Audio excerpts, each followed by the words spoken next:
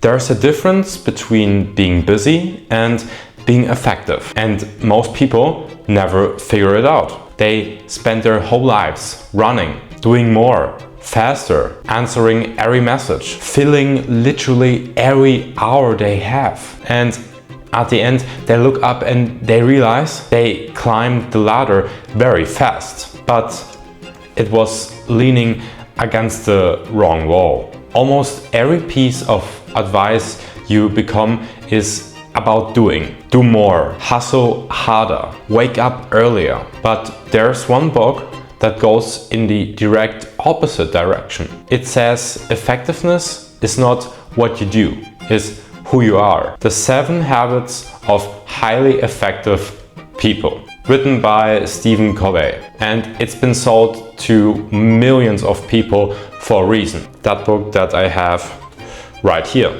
And I just love reading, especially good books. You can always learn more, see things out of different perspectives. Now, I have to be clear about something. These are not habits like the small daily ones. Brushing your teeth, going out for a run every morning. These are deeper. They are principles. They are the way you operate as a person underneath everything you do. Covey's whole idea is what he calls inside out. You can't fix your life with surface level tricks while the inside stays the same. Real change starts on the inside with the character, and then everything outside follows.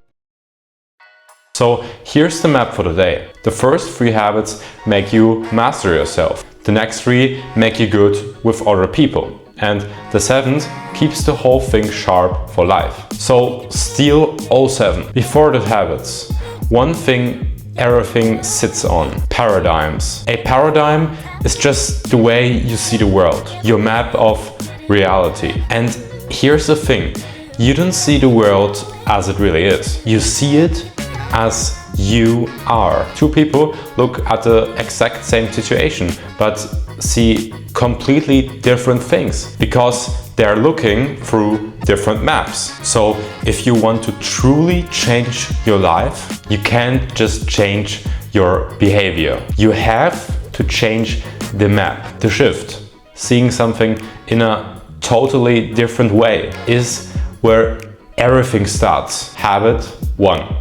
Be proactive. This is the foundation, and it's bigger than take the initiative. Covey means something specific. Between what happens to you and how you react, there's a gap. And in that gap is your freedom. The freedom to choose your response. A reactive person doesn't see that gap. Something bad happens and they're instantly angry, blaming, helpless. They're like, he made me so mad. The situation forced me. A proactive person stops in the gap and chooses. Here is the most useful part. Covey says you've got 2 cycles. There's your circle of concern, everything you worry about but can't control. The weather, the people, the past, the news, and inside it, a smaller circle of influence, the things you can actually do something about. Reactive people pour all their energy into the circle of concern, complaining about things they can't change, and that circle of influence shrinks. Proactive people pour their energy into the circle about what they can control and influence, and that circle grows. So stop spending your life reacting to things you cannot change. Put your energy to the things you actually have power about. That alone changes everything. Habit 2. Begin with the end in the mind. Imagine climbing a ladder as fast as you possibly can, and only at the very top you realize it was leaning against the wrong wall. I know that sounds stupid, but this is a great metaphor for life, because that's exactly what life is for most people. They're efficient at things that don't actually matter to them because they never decided where they want to go in the first place. Covey has a powerful exercise for this. Picture your own funeral. Picture the people who knew you best standing up to speak about your life. What do you want them to say? What kind of person, what kind of friend do you want to be? Because that's the end. The end. And once you're honest about it, you work backwards, because everything is created twice. First in your mind, then in reality. Yeah, I know that sounds like Walt Disney, but this was also in the book. The buildings exist on paper before even one brick in reality is laid. Your life works the same way. If you don't design it on purpose, someone or something else will do it for you. Your environment, your habits, other people's expectations. So decide where you want to go first, and only then climb. Habit 3.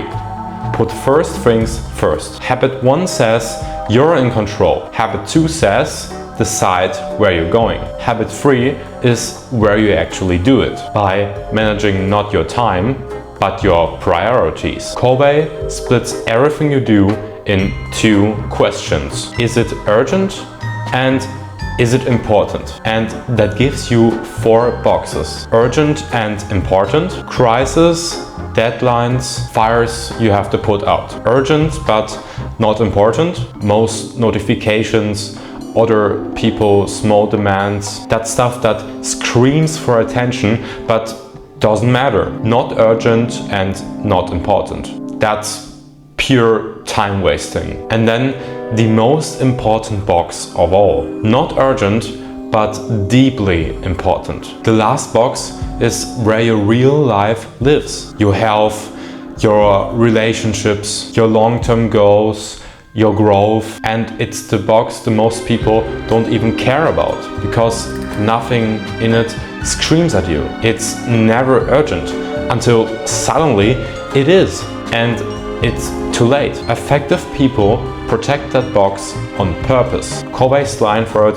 is simple. Don't prioritize what's on your schedule. Schedule your priorities. Decide what truly matters and give it time before the urgent noise eats it. Okay, pause. Those 3 habits were all about you. Take control, know your direction, and protect what matters. Master those, and you come from dependent to independent, because almost nothing great is built alone. So the next 3 habits are about other people. Habit 4. Think win-win. Most people see life as a competition. For me to win, you have to lose. Covey calls it a scarcity mindset. You act like there's only one slice of pie. So every time someone else gets something, you get less. But effective people operate from abundance. They believe there's enough success, enough credit,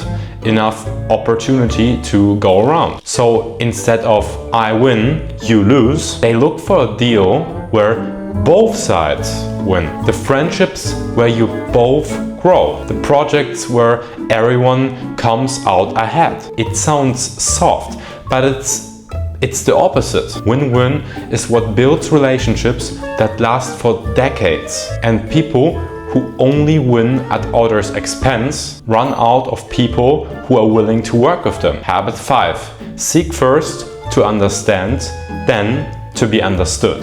This one fixes quietly most of your conflicts in life. Here's the problem. When other people talk, almost nobody listens. We just listen long enough to be able to think what we are gonna say next. We are reloading, not listening. Covey says, flip it. Generally, understand the other person first before you try to get your own point across. Listen to understand, not to reply. Get inside how they actually see it, why it makes sense to them. Because once a person truly feels understood, their walls come down, and then they're actually hear you. Think about every argument you had with a parent or with a friend. It usually wasn't about the topic. It was 2 people desperate to be understood, and neither one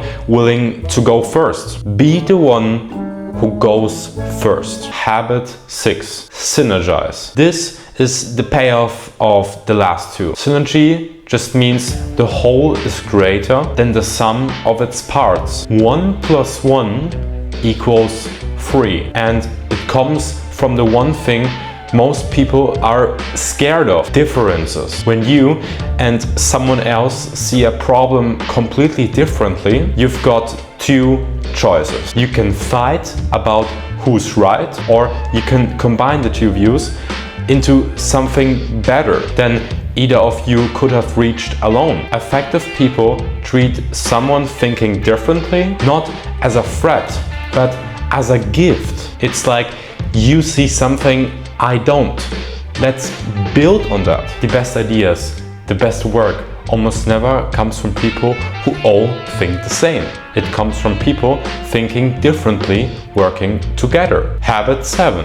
Sharpen the saw. Imagine someone sawing down a tree for hours, exhausted, getting slower and slower. And you tell them, stop it, sharpen the saw and it'll go faster. And they would say, no, I don't have time to sharpen my saw. I'm too busy sawing. And that's also how the most people live. Too busy grinding to ever renew themselves. Habit 7 is the habit that keeps the other 6 alive. You have to consistently renew yourself at 4 areas: your body, sleeping, movement and food; your mind, reading, learning and thinking; your heart, your emotions and relationships; and your spirit, your heart and your sense of meaning, whatever that might be. Neglect these and everything else will slowly fall apart. No matter how hard you work, the saw goes dull. So this isn't a reward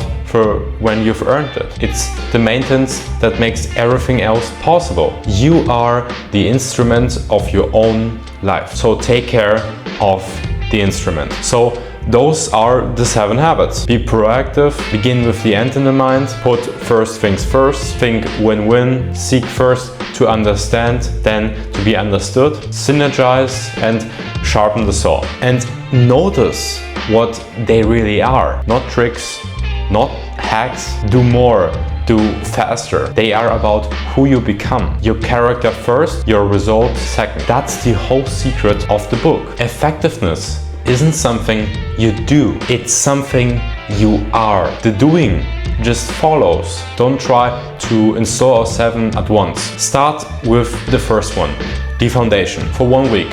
Every time something happens to you, find the gap and choose your response before reacting. Just that. Master being proactive and the other 6 will get a lot easier. So start here, my friend. See you up there. See you up there. See you up there. See you up there.